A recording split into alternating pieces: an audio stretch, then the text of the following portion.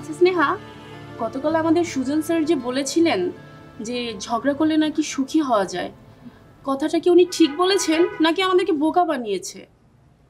তুমি যেহেতু কথাটা জিজ্ঞাসা করলে, তোমাকে আর না বলে থাকতে পারছি না। আমার ধারণা কি জানো? কি? সুজন স্যার আমাদের যে কথাটা বলেছে সেটা 100% সত্য। কিভাবে? জানতে চাও কিভাবে? হুম। তাহলে শোনো, কাল রাতে আমি আমার বয়ফ্রেন্ডের সঙ্গে ইচ্ছা মতন ঝগড়া করেছি, যাকে বলো মন খুলে ঝগড়া করেছি। তারপর থেকে কি হয়েছে জানো? তারপর?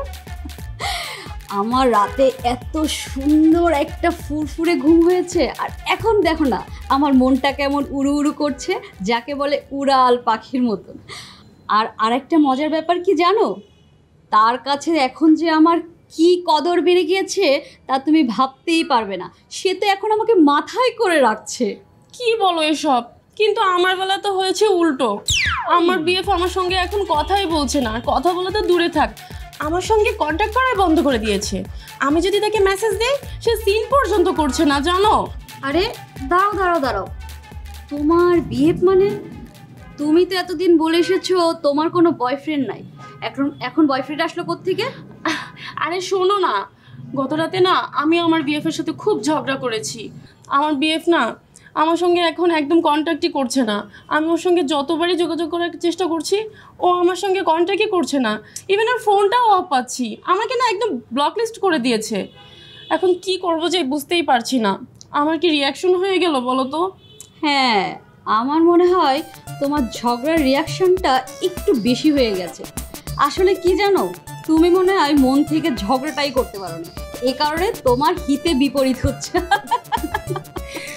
হতে পারে। ঠিক আছে, ঝগড়াটা একটু ঠিকঠাক শিখে নিও, বুঝছো?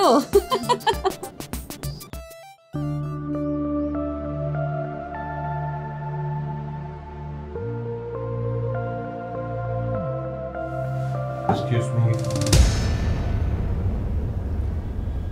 আমার নাম শিশির।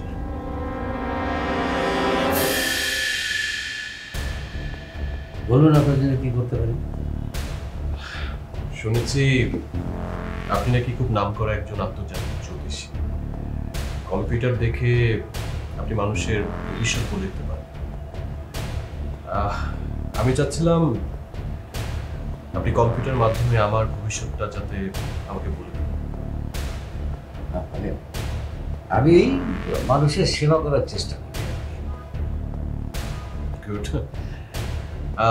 আমার একটা কিউরিওসিটি ছিল, আপনি তো এই এলাকায় নতুন, বেশি দিন হয়নি।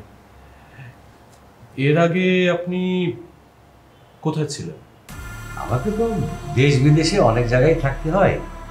এর আগে কিছুদিন বিদেশেই ছিলাম। ও হ্যাঁ, বুঝতে পেরেছি, বিদেশে ছিলেন। তবে আপনার কিন্তু অনেক অ্যাওয়ার্ড আছে ইন্টারন্যাশনাল। তবে কিউরিওসিটিটা এই জন্য জন্মাচ্ছে যে সাধারণ মানুষ আপনাকে খুব কম চিনে এখানে। এটা কেন বলুন তো?